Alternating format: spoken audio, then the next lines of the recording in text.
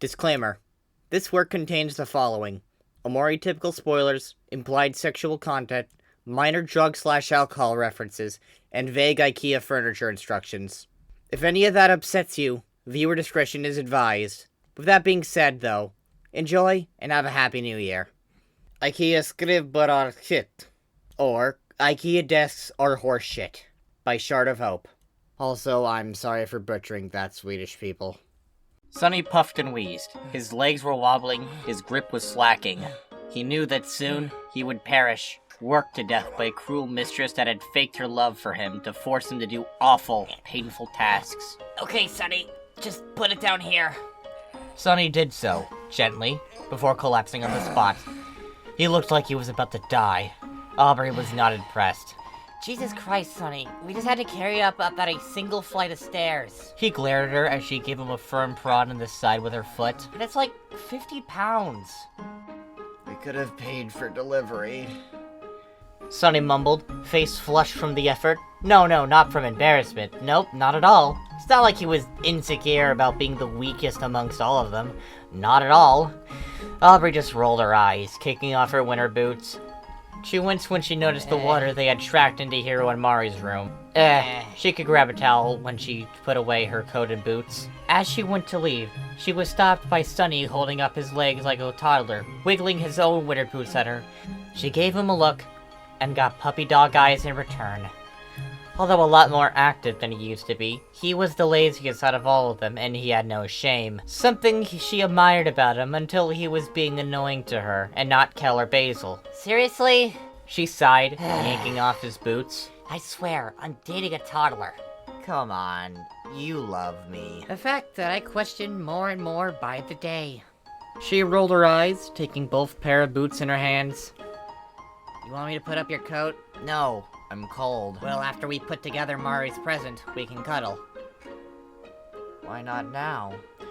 Because we both procrastinated on this, and it's 2 fucking days till Christmas, you goon.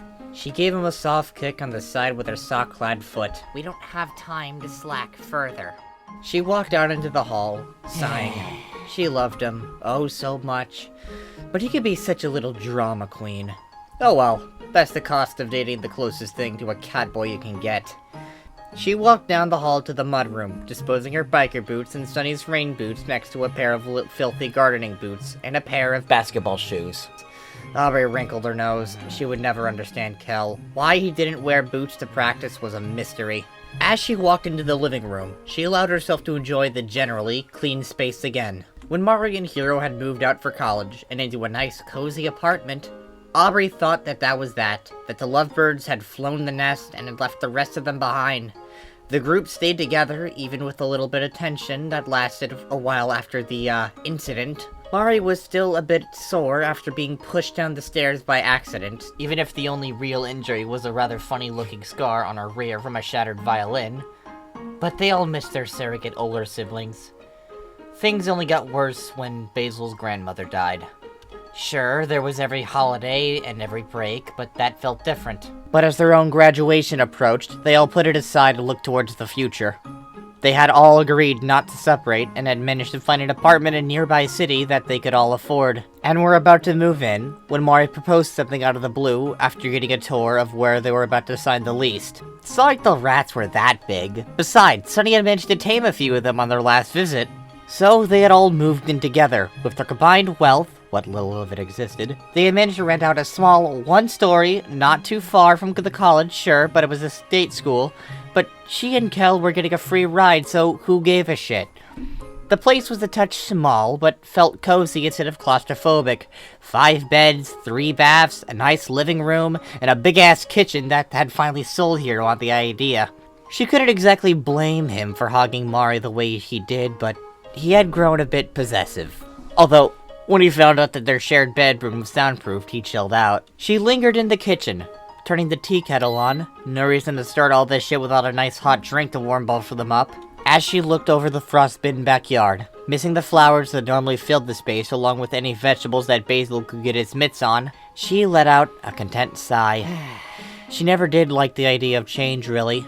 When she was a kid, she was convinced that just having friends like she did was the best she could ever do. Any change must be for the worst. After all, a lot of things changed with her mom and dad. But now, she welcomed it. Change was scary, sure, but it had improved her life more than anything she could have dreamed of. She had a huge group of supportive and loving friends. She was going to a school to get a degree and improve her life. And although she never would say this mushy shit out loud, her lifelong crush turned out to feel the same way. She'd never say that, though. Couldn't give him too much of an ego, or admit that she was too much of a chicken shit to confess first. She was brought out of her musings by the scream of the kettle. She blinked, then groaned and rubbed her eyes. Ah, Jesus Christ, she was getting so damn mushy. She was getting in a gang, for God's sakes. Sure, there were a bunch of nerds that wouldn't hurt a fly, but still, she had a reputation to maintain. Maybe it was time to start hitting the gym seriously again. She had been slacking with exams. You're gonna start coming with me to the gym after Christmas. She grumbled, carrying in 2 steaming mugs of lemon tea. Much to her annoyance, that hippie Basil was right. The blend he made tasted like lemon drops. If you added enough sugar to negate the health benefits, of course. But Aubery and Sunny just drank it straight. They always did prefer sour. I would perish. He answered, accepting the cup and setting it down as he worked slowly through the packing tape with a bayonet. At this point, it was less worrying that he was carrying a massive knife on his person at all times, and more of a curiosity. A funny little quirk. Where he kept that thing, strapped on his scrawny-ass body, was anyone's guess. It would be easier to throw me in a river to kill me. I don't want to kill you, you dork. She took a sip. The steaming beverage soothed the scratch that the cold was trying to put in her throat. You shouldn't get winded carrying a 50-pound box with me. Well, we walked a lot. It was Ikea, Sonny. You shouldn't get tired from walking around for an hour either. She paused before narrowing her eyes. Wait, when was the last time did you eat? This morning. Liar, you didn't get out of bed until I carried you. She rolled her eyes. Stomach giving you trouble? Yeah. How much caffeine did you drink preparing for exams? I plead the 5th. He said, busying himself with opening the box. She just sighed. She would get something into him later. He tended to throw up when stressed, so he would avoid anything not liquid like the plague. Thankfully, he would never say no to Hero's cooking. I wish I could give you my appetite. She griped as she sat next to him, watching him put that comically large knife to work. She pulled up her sweater a bit, wincing as she pinched a bit more than she was used to. God damn it. I need to lose weight. But Winter Aubrey called also the best. Sonny said, not looking up from his work. Aubrey was thankful he couldn't see her blush. Jesus, he could just do it on command, couldn't he? Sonny, I put on like 20 pounds every winter because of Hero's cooking. What better way to spend the start of a new year than to get yourself back into shape? It was a vicious cycle, one she was all too aware of, yet she could never avoid it. It's not healthy. Everyone puts on weight in the winter. Sonny said with a shrug. Like a bear. Are you saying that I get as big as a bear in the winter? That all I do is eat and sleep? She said it quietly, but Sonny could feel the eyes boring into his skull. Well, shit, he had stepped in it now. You better smooth this over, or he'll be sleeping in his old room tonight, considering he had moved into Aubrey's a few months ago, and Kel helped him convert it into a game room. That was out of the question. Sleeping on a beanbag was a mistake one only can make once. Besides, it was so cold. I'm saying you're strong and fierce, and if anyone said anything about it, you would make them a statistic. He only relaxed when she laughed. A loud thing that devolved into snorts and hissed as she gave him a hug. That bomb had been defused. Although, unlike a bomb, Aubrey was far more threatening. After all, a bomb couldn't hold a grudge. Good answer. She whispered in his ear from behind, pressing into him. I guess there's nothing wrong with a bit of pudge in the cold months. You seem to like it, eh? He could just feel his ears turn red. This was a more recent development in their second term. They had been an item since the end of high school, but this was new. He may have gotten the guts to ask her out, but to push past just kissing? Well, that had all been Aubrey. Not that he minded, he tended to be what Basil would call a shrinking violet. When it came to the more intense physical aspects of love, he preferred that to being called a pussy at least. I love you no matter the weight. You have made that abundantly clear. Aubery sniggered as she ran a finger along his side, feeling him tense up like a cat. You have a lot of different tastes, Sunshine. I think you enjoyed my freshman 30. That had hit her like a ton of bricks. The new stresses of college, mixed with the magic of 24/7 access to Hero's food, had hit her like a ton of bricks. The problem was her dumbass didn't notice until she ripped one of her pairs of jeans in class. Yeah, she had been a bit strict about gym and diet after that. She even ran with Kels some mornings now. Although, Sunny didn't seem to mind at all. Maybe because of where the fat did in fact end up. Like soft girls and buff girls, eh? I like girls who are happy with how they look. Also, I just like you. He mumbled as she turned him around. She was just gonna kiss him when he came out with that fucking sweet line. What kind of cheesy bullshit was that, and why did it make her heart race? Doesn't matter if fat or buff, as long as you're happy and by my side. Oh, it took everything within her power not to lunge at him right now. However, being found in a compromising position on top of an unbuilt Christmas present in her surrogate sister's room would have outweighed the benefits. When the fuck did you get so smooth? Sunny shrugged. I always have been. This was a fucking lie. He had been coached by Hiro and Mari for months before he could muster up even the slightest bit of charm to attempt to woo her. However, he wasn't smooth at all. It was just Aubery was just so absurdly easy to fluster, but also he was too. Not that he would let her know that. He wasn't gonna let his only advantage go to waste. Okay, lover boy. We can have fun after we put this thing together. Mari's gonna flip her shit when she sees her new craft desk. Sunny just sighed. He had attempted to slow down this fate, but alas, it came for him. Mari had gotten really into sewing and knitting, and she had turned him into her living mannequin.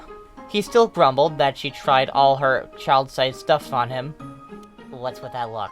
If I get another cat sweater, I think I'm gonna hurl rainbows. You're wearing one right now. Details. Kel kicked off his shoes and sighed. He should have figured this would have happened. She'd been nice at first, but as soon as they got into dinner, it had gotten fucking weird.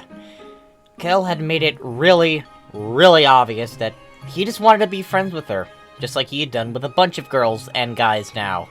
However, maybe it was bad articulating exactly why. It had become plainly obvious within an hour that there were some romantic undertones to the conversation. She was batting her hair, laughing at all of his jokes, kept nudging his feet with hers.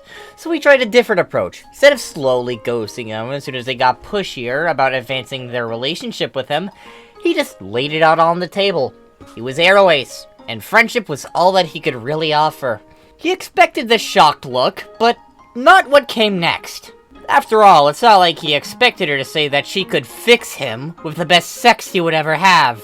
He almost felt bad about ducking out of the bathroom window and leaving her with the bill. Almost being the important term there. As that was the most date-rapey thing he had ever heard, and he was in athletics. It would be impressive if it didn't bring down his opinion of the entire human race. Just what was it that made everyone so fucking horny around him? He didn't get it. He grumbled as he ducked under the doorway, his 6.5 feet of height always making it a bit of a hassle. He stroked his strong jaw and thought, Hamson features marred with a puzzled look. He shrugged off his hoodie over his head, exposing his abs in wiry, athletic form. He gave up on it. He had no idea. He was just your average guy who almost got scouted by the NBA in his first year of college ball. I mean, nothing that special about him. People must be crazy or something. Deciding to commiserate himself a bit, he allowed himself a small indulgence, pulling one of the 4 orange Joe cans out. After that, he opened the freezer and pulled out the hidden bottle of vodka that Hiro liked to dip in after a very bad day at the restaurant. Fuck it, it was Christmas Eve's Eve. He could have a nice drink while he waited to see how well he did on his tests. Oh, he made himself sad again. Just as he was about to take the first sip of his cocktail from hell, a scream rang out from Mari and Hiro's love nest. The fuck was that? Was somebody dying? Quickly, he sprang into action. Drink in hand, he threw open the door, ready to help. He did find someone in need of the help, just not the kind he was expecting. Aubery was sitting in the middle of a pair of haphazard lumber, face red and eyes mean. The last time he seen her this mad, it was because he pretended to cook Bhun for Thanksgiving. He would admit that, with hindsight, that was maybe a bit mean, but no real reason to suplex him through a coffee table. Sunny, however, had the look of someone who would realize they had made a massive mistake. The look of someone who had attempted to imitate Winnie the Pooh and had gotten a dozen bee stings in the process. He couldn't blame Sunny, he was only 6 at the time. His eyes squinted at the bare piece of paper before him, muttering curses as he looked it over again and again. Shit, I think it is Aubery. Sunny, I love you very much. But if you're fucking with me, I will gouge out your eyes with Basil's garden shears! That's specific. Would you rather me skull fuck you with my bat? Also specific. And kinky. Just answer me, you smartass! Yes, I'm sure you put the screws in backwards. Aubery stomped over to his perch on the bed, looking over the little diagram that they were given instead of directions. The smile of the little cartoon that Ikea had put there seemed more and more spiteful by the moment. If Aubery could jump into that paper and beat that little shit into a bloody pulp of ink, she would. How the fuck did you know that? Aubery asked, jabbing her pink nails at the step that they had been mired for the past half hour, their tea long cold. She noted that they were chipped now. Fuck, she would have to get Sunny to do them again. How he was better at them than she was beyond her, that little twink. Both sides look exactly the same. There's a label of A and B on it. They both stared at the plank of wood with black metal reinforcements on it. Only after squinting at it for long enough did they notice their fatal flaw. The tiny little engraved B on the metal, in a way that would be near impossible to see unless the light reflected on it in the right way. Are you fucking kidding me? No, I'm not. That was a rhetorical, asshole! You guys okay? Kel soon found himself the target of very two sharp glares. Both softened when they saw that it was just Kel. Even in their frustration, it struck them as odd that he was still home. We're fine. What are you doing at home? Weren't you hanging out with that girl from pre-calc? I was, until she tried to make it a date. Sunny went. Did you tell her? Yeah. Sunny was honestly surprised. Kel wasn't really forward with that information, less because he was worried about what people would think, and more so that it wasn't anyone's business. And she said that she could fix me with some mind-blowing sex. Both just stared at him as he sipped from his drink. If the burn was from the soda or the booze, he couldn't tell. He was too used to the taste. Orange Joe was comparable to licking a live battery that was dipped in Kool-Aid, after all. What? Dude, you just let her say that? Aubery asked, hands balling up into fists. Kel knew that look anywhere, but was a little surprised that it wasn't pointed at him for once. She needed to calm down or she was gonna murder someone. He panned to Sunny, only to find her expression mirrored in the normally meek boy. Uh-oh, better defuse this bomb before someone caught 10 years. Yeah, then I ditched her and came home. She got stuck with a bill. He grinned wide, trying to reassure them. This placided them a bit. Good. Jesus Christ, Kel, you attract gold diggers like nothing else. Aubery groaned, rubbing her temples. Sure, they got into fights all the time, but She was basically his sister at this point. They were all a little found family, and she didn't like all these weird bitches trying to hook up with him for obvious reasons. But I'm not rich? Kel asked, oblivious to his own rising stardom. Sunny just shot a grin at Aubery, who muttered something and grabbed a screwdriver. At this rate, Sunny would win the pool. She knew she should have bet on him realizing he was going places when he got recruited. She had assumed too highly of him in figuring out that he was the attractive brother now that he was in college. He was still a moron when she put money on the line. What are y'all doing anyway? Trying to put together a sewing table for Mari. We chipped in for a Christmas present. Aubery answered, not looking up. But it's been a pain. She cursed as the screw got stuck, forcing her to really put her back into removing it. Need some help? Sunny and Aubery looked at each other in silent debate. Kel was not exactly the best when it came to following directions. However, another pair of hands would make this infuriating task a little more bearable. Besides, both would admit the aura in the room had turned sour, and as much as it rubbed Aubrey's bad bitch attitude the wrong way, they could use a little Kel sunshine. Come on, guys, I'm bored. It's been forever since we last hang out. Okay. Sunny answered for both of them, deciding that Kel's involvement wouldn't be a disaster, per se. Besides, as hesitant as Aubery was to admit it, they did enjoy the company of the big lug. Not like he could make things worse.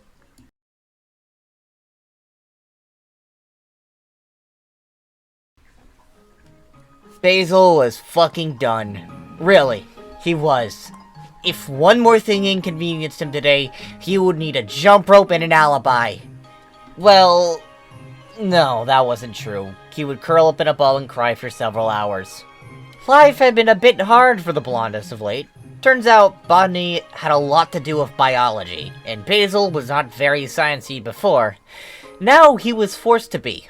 It didn't help that his job had called him at 6 a.m. to make Christmas carnations for the rush. Nope, not at all. Nothing like waking up on an exam day after studying all night to make overtime at minimum wage, because of course he wanted to be independent and make his own money. Oh, being homeless would be preferable to retail. Then take several brain-busting exams. On the very last day, you could take exams because your professors were cockmonglers. Then as soon as you thought you could relax, it hit you that you had not bought a single thing for your friends on Christmas. None of this made him want to pull his fucking hair out. So here he was, cold, wet, lugging in a dozen bags as he fumbled with his house keys. The sun was already beginning to set as he grumbled and forced his decorated flower key into the garbage lock. He should have been able to just come home after his exams and pass the fuck out on his bed for a while. But no! The world decided it was time to blight Basil today. Well, at least it can't get any worse, He mumbled as he made his way into the house. He made his way into his room, not bothering to take off his boots or soggy socks. Sometimes the potholes fill up with water and look just like normal puddles. Nothing like finding yourself knee-deep in half-frozen slush. He burst into his messy room, depositing his gifts on his disheveled bed. He eyed the growing piles of clothes in the corner and the plants he had yet to water. Maybe Mari was right about the part-time job being a bit too much. Well, he'd deal with that after he wrapped these up and put them under the tree. Then he could sleep for a day. And this all would feel like a bad dream. He grumbled as he stomped back to the entrance of the house, letting himself get some frustration in his wet footfalls. He fought with his bootlaces and placed them gently into the chute rack next to the door. He shuddered as his socks met the wet, soggy ground, making the damp things soaking wet. Oh well. I mean, it's not like things could get any worse. This thought, even momentarily, was hubris.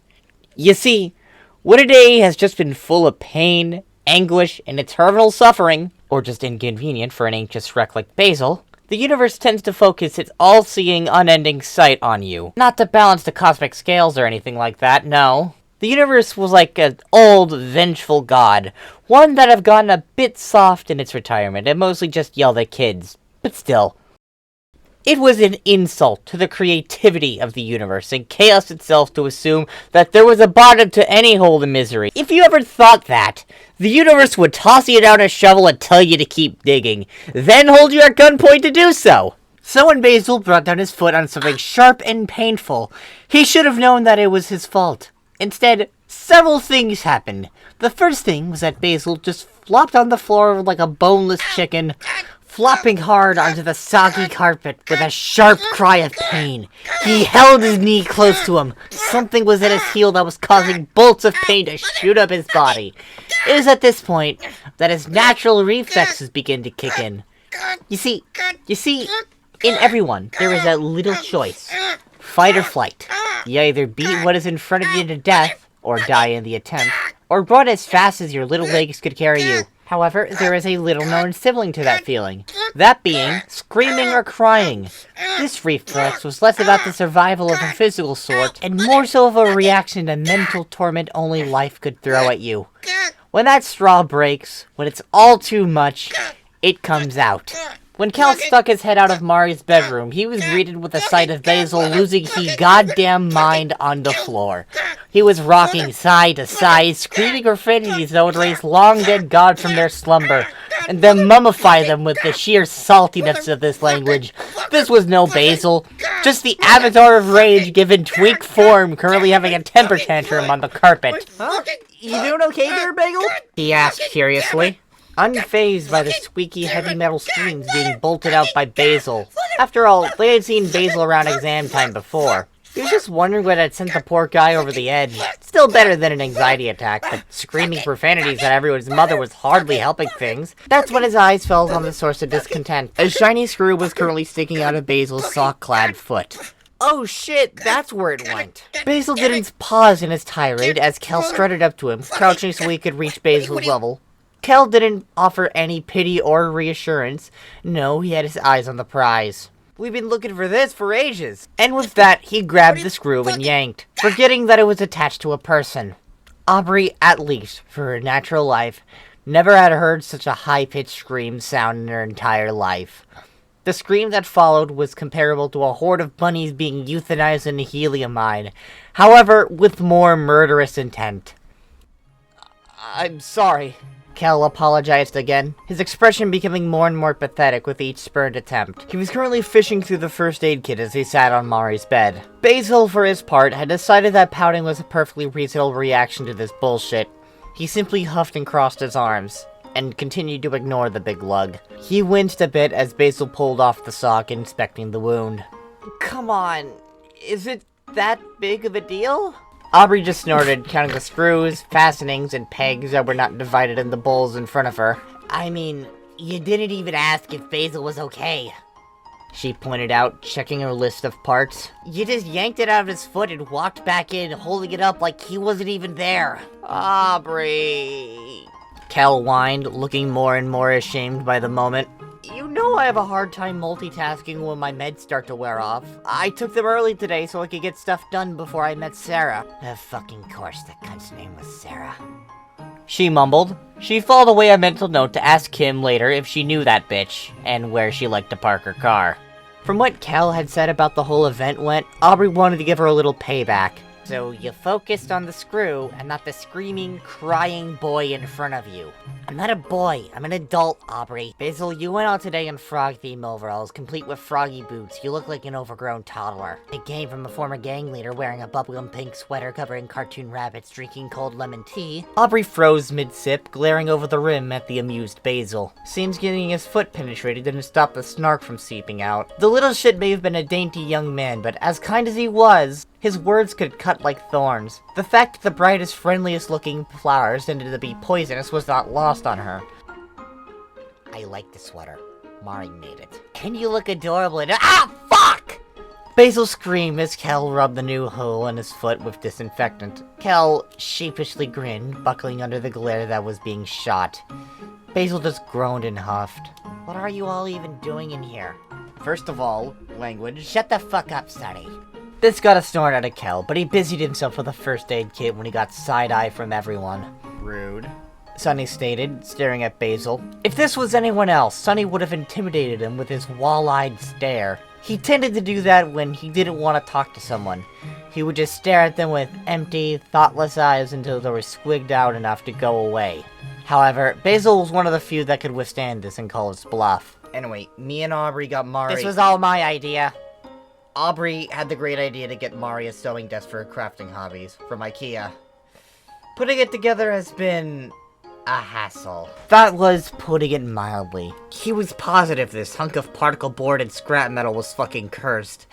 However, Aubery wouldn't let him get the smudge sticks to make sure it was free of spirits. Something about fire hazards.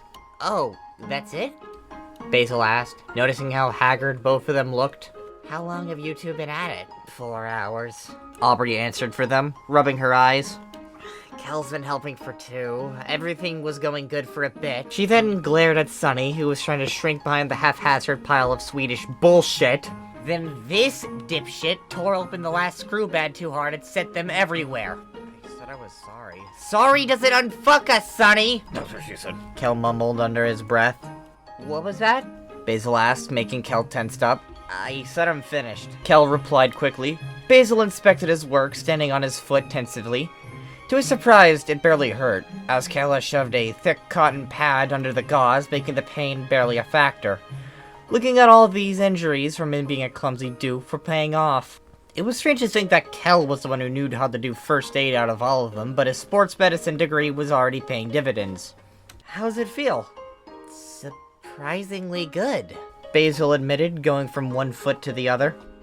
Sorry I've been grumpy. Today has not been fun. Yeah, that seems to be going around lately. Sonny added, counting the bits after Aubery. But at least we have all the pieces again. I'm sorry about that, Basil. I've been looking for the last screw for half an hour, and I was getting frustrated. I saw it, I focused on it, and now you screaming on the ground. Basil, having learned how to shut Kel up from an early age, did so. He slapped a rough palm over Kel's mouth, getting up on his tippy toes to do so. Better cut this off at the pass. Kel, I understand. It was just hyper-focus, right? The tall man nodded, and Basil smiled at him. It's fine. Really. Kel asked. His entire body was wiggling with the sheer excitement of being forgiven. He really couldn't handle anyone being cross with him.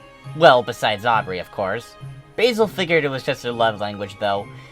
He wished he would have to break fewer fights, however. Of course. Basil took a step with a small wince. A bit tender, but he could deal with it.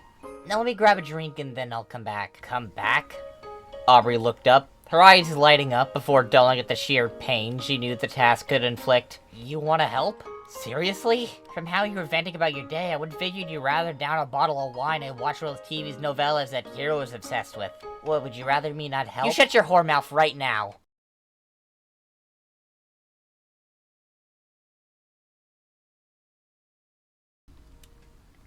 Hero was having an okay day. Or at least that's how he would say to anyone who asked. But if he was being honest, he wished he could get away with murder. The culinary student had gotten off a full 2 weeks before the rest of his friends. It was just the nature of going to different schools that he had a lot more downtime than a stressed little found family. He had aced his exams weeks ago, and had been coasting through the winter holiday, free of the stresses dragging everyone else down. Well, he had been stress-free. You see, Hero was selfless to a fault, or at least that's what Mari would say. Aubery implied Hero was a invertebrate doormat who was the male wife to Mari's girl boss, but Hero had no idea what any of that meant. Of course, being an oblivious dork at heart, however, homemaking did sound nice. That was besides the point, however. The point was, he had ruined his own stress-free holiday. They had decided, for the first Christmas living like this, that they would celebrate it themselves this year. He loved his mother. Really, he did. But her expectations has grown stifling as time had gone on. Needless to say, she didn't approve of his culinary pursuits. He really did love her. But her expectations has grown stifling as time had gone on, and needless to say, she didn't approve of his culinary pursuits. He really did love her, but if he had to hear her ask about him considering a different major one more fucking time, he was gonna see if an entire turkey leg could fit down her throat. And Aubery and Basil's home life being, well, what it was. This wasn't where he had fucked up. No, that came later. One night, when Mari had come home from a long day of piano practice and test prep, she had collapsed in their shared bed and groused that Hero didn't have to suffer as she did. He gently reminded her, of course, that he had started school in August, and his classes involved working on his feet around stoves for 8 hours a day. He could still see her face twist up adorably as she whined at him still. Maybe that's why he had offered to take care of the food this Christmas. He had thought it'd be easy. After all, he wanted to be a cook. He had been cooking massive amounts of food this entire time, so what was a Christmas dinner to that? He had planned out his dishes with practice each, the usual suspects and side dishes, along with a few pigs from his own heritage. He had been waiting for an excuse to make tamales anyway. However, what he didn't expect were the grocery stores and the vicious old ladies who were looking for a deal at any cost. In Faraway, the grocery run was a simple thing. You went to Other Mart, you got what you needed, and you got out. Sure, sometimes you would have to buy things early or lose out, but it was manageable, and if you planned ahead of time, the city was a whole different story. Everything was more expensive here, something he was keenly aware of as the holder of the food budget. However, around the holidays, the deals were out of this world. Anything to get people into supermarkets and niche grocers to spend more money before the end of the year. And since everyone was aware of this fact, things could get a touch violent. He'd winced as he put away the Christmas ham. A sweet little old lady had smacked it across his face earlier, but joke's on her, he just took it and ran. He allowed himself to relax a bit as his shoulders slumped. He had spent the last week and a half couponing, driving, and shopping up a storm to meet his girlfriend's expectations. It was down to the wire, but he had managed it. Groceries were secured, presents were bought and wrapped and hidden from Sunny's prying eyes. The little shit could never wait. All he would have to do tomorrow is cook. That would be a cakewalk. Compared to half a dozen right hooks he had to dodge, the holidays really did make everyone lose their goddamn minds. However, one thing was more important than the rest. Resting securely in his back pocket. It had cost him too much. but it was worth every cent. Omori had liked it. His eye throbbed, reminding him about the swine assault that he had suffered earlier. He had checked out his reflection in the toaster, and even warped as it was, he winced. Damn, he was developing a hell of a black eye. Nearly a quarter of his face was molted purple and olive. A hesitant touch made him hiss. Shit, it was already swelling up. He sighed as he pressed a cold pack of peas to it, relaxing slowly. Oh, what a hell of a day has it been. Oh well, at least it was over. That's when he heard the blood-curdling scream that made him jump out of his skin. It took him a moment to register that it wasn't one out of fear, but rage. Coming from his old room of all places. What the fuck? It was then he realized that his vodka wasn't in the freezer anymore.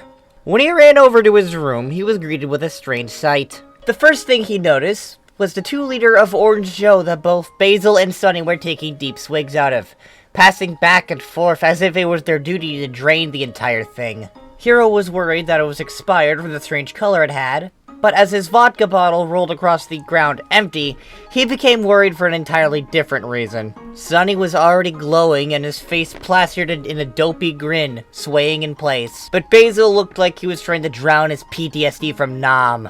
Kel was currently holding Aubery back, his hands wrapped around her torso. He had lifted her in the air, leaving her feet flailing, attempting to gain perchance as he weathered kick after kick without so much as flinching. What alarmed Hiro more is that she had her old nail bat out and above her head. Well, that and a stream of creative insults that could get you tried to the Hage. Let me go! No, Aubery! Calm down! It's not worth it! To hell it ain't! I want it dead! Obliterated! Turned to ash so I can piss on its grave and tell its stool children that their mother was a dirty, tired old whore of a death that nobody wanted! Aubery! The kids had nothing to do with it! Oh, fuck it! I'll turn them all into firewood! No! I'll even turn their entertainment center father into a fucking fire pit! Well, there was only one way to defuse this situation now. You threw my bunnies, Hiro. Aubery glared daggers at him. Bhun was currently in her lap, receiving his pets. He nipped at her when she stopped, for he was a cuddle whore who knew what he liked. Bhun, however, sat on top of her head, enjoying his higher vantage point. Nub was Bhun's younger brother. When Sunny and she began to cohabitate, at least in the same room, something became rather apparent. Sunny was envious of the attention that she got from her pet rabbit, so he got his own. And just like him, the rabbit was fucking weird. It was somehow smart enough to know how to beg for table scraps. It enjoyed showers and would sneak into the bathroom to join you if you didn't lock the door. Speaking of, it somehow knew how to nudge them in the right way to pop them open. Also, the little bugger preferred to hang out in someone's shoulder or wrapped around their head like a living scarf. Needless to say, it was a perfect match for Sunny. Yes, I did. Why? To get you to calm down. And you threw my pets at me instead of just trying to talk? Would you have put the bat down without hitting anything if I hadn't thrown them? Yes, that's what I thought. Besides, don't you throw Nub at Sunny all the time? Well, he likes it when I throw him. She mumbled, looking down at the bunny on her lap. Hiro sighed as he rubbed his temples. She always got like this when she had another outburst. For the most part, she had grown out of them as long as Kel wasn't involved. Sunny, what's going on? He looked over to the young adult who was currently poking around on his phone. He looked up. His head was listing from side to side as he attempted to focus his blurry eyes on Hiro. Motherfucker looked like he was undergoing mitosis, dividing in half as he was. Ikea desk for Mari. He pointed at the thing. It's cursed. Sunny, an Ikea desk is not some sort of eldritch artifact. Well, to be fair, bro, Kel interrupted, it does sort of seem cursed. I mean, they put the screws in backwards because of barely noticeable labeling, then one of the screw bags exploded and we have to look for them. One of the tools that was meant to be included wasn't. And now it turns out we misunderstood how to put the pegs in. Kelvin walked over to the half-constructed desk where a pair of legs would go. It was a simple set of drawers. The other side just had a box propping it up, as that was the last step in the process.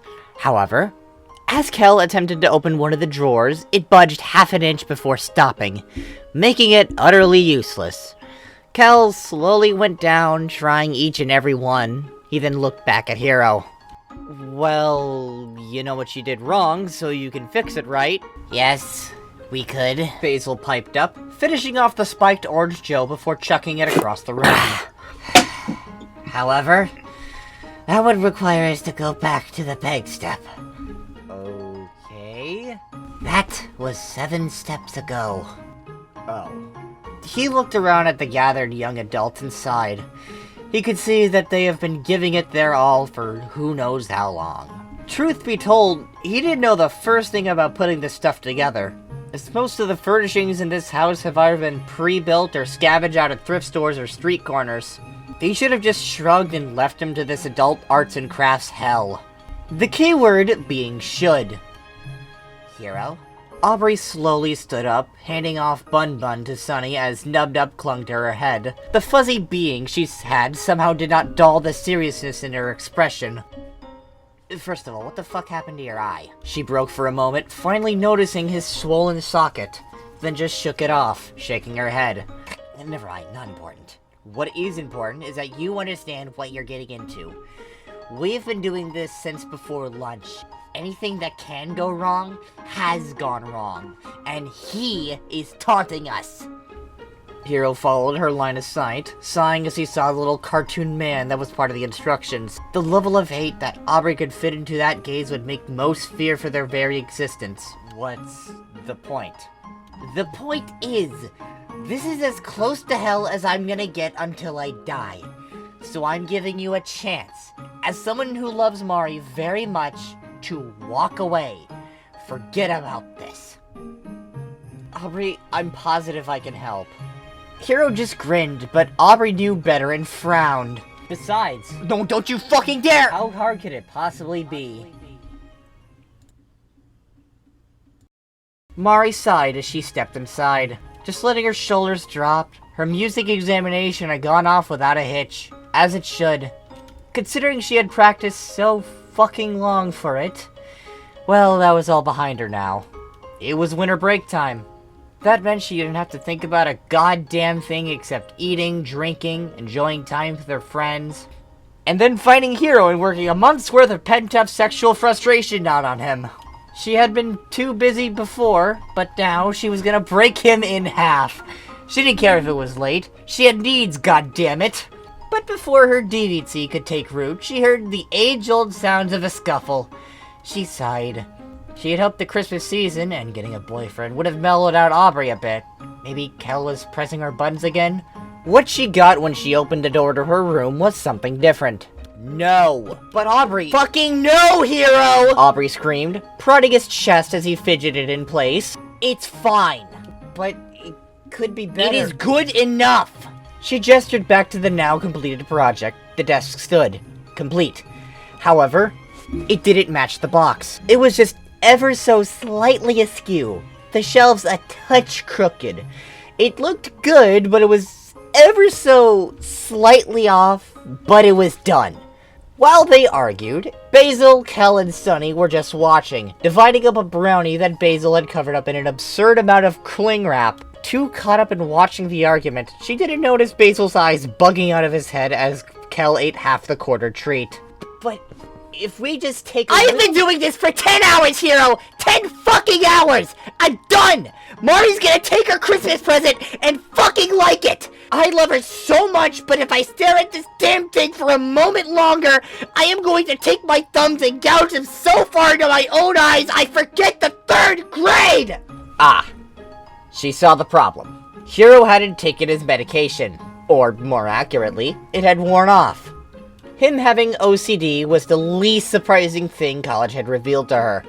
In all honesty, still, he could get caught up in the details. The perfect little homemaker he was.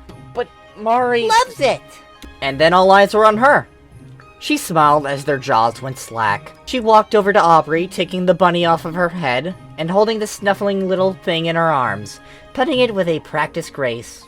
Is this sewing desk for me? Yeah. Aubery's voice in a flash had sunk to a quiet, calm thing. Meekness didn't suit her. Me and Sunny got it for you. We thought you'd like a space for your crafts instead of the kitchen table. She dug her foot onto the hardwood, looking away. Well, I love it. Aubrey raised her brow. Seriously? Aubrey, would I lie to you? Without hesitation. Memories flashed in her mind, watermelons growing into seeds inside of her, telling her that a goblin made the washing machine work, Sunny calling lemons that weird-ass word, all of Mari's doing. Mari ignored this as she walked over, grinning widely as she did so. Sure, it was a little wonky, but she could maybe adjust the table legs later. She was more touched at the thought than anything. Sunny watched her warily before shrugging and popping the brownie into his mouth. In fact, She said before turning around to face them. I think I'm going to get my sewing machine out of storage and... Oh! So many things happened at once. First of all, Mari's shoe caught a bit of the carpet, then she shot her other foot to counterbalance her stumble. All this did was send her flying backwards, launching Nub Nub out of her hands at the same time. Thankfully, though, Mari didn't turn him into a red and black stain on the wall, as Hero's face was in the way of the black projectile, as he crashed into him, sending them both crashing to the ground, the terrified pet clinging tightly to his face the whole way. Speaking of crashing, Physics also decided to take a smoke break at the time, as she fell with such a sudden, violent force that it was surprising that she didn't hit terminal velocity. However, there was something there to break her fall. Everyone winced at the loud crunch as Mari went clear through the desk. Cheap wood and plastic exploded as she broke the tabletop in half with her back. The rest of the wood just went with it, giving up the ghost and exploding into a cloud of very expensive scrap wood. Everyone stared as every bit of their work fell apart and buried Mari under it. 10 hours of work, all for nothing. The silence that followed was deafening. Nobody dared to move. That didn't just happen, right? They didn't suffer through all of that just to end up with Mari body slamming it into oblivion, right? Aubrey rubbed her eyes, hoping beyond hope that if she opened them again, it'd be all fine. After all, stress can make you hallucinate, right? No. All our hard work and money had not just gone to waste. But the spell was soon broken. A snort rang through the room. The source wasn't hard to find. After all, Sunny was covering his mouth. He looked at Mari's buried form, watching her feet flail about, and another snort escaped him. By now, he was aware if people were watching, but it was just too much. His shoulders began to shake as he tried to contain himself. Sunny! It's not that funny! Hal managed to spit out before a wheeze passed his own lips as Hero attempted to tug off the rabbit, who just clung tighter. All that frothing, bubbling stress was turning into a steam of giggles, threatening to explode out of him as he tried to fail to shush Sunny.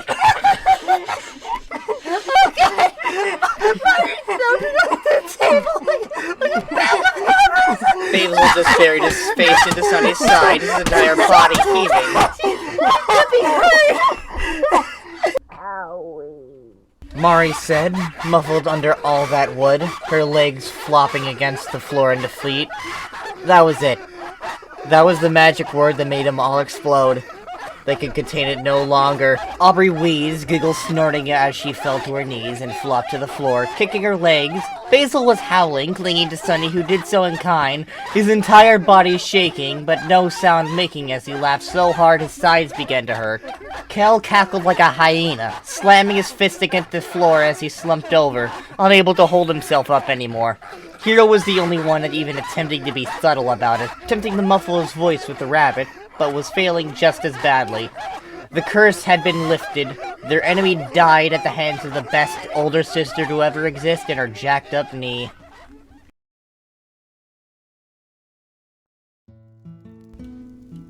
This was a good gift. Mari told Hero, who was attached to her side. They were all huddled around the fire pit now, but just for the moment, it was just them, as the rest of them had gone inside for stuff for s'mores.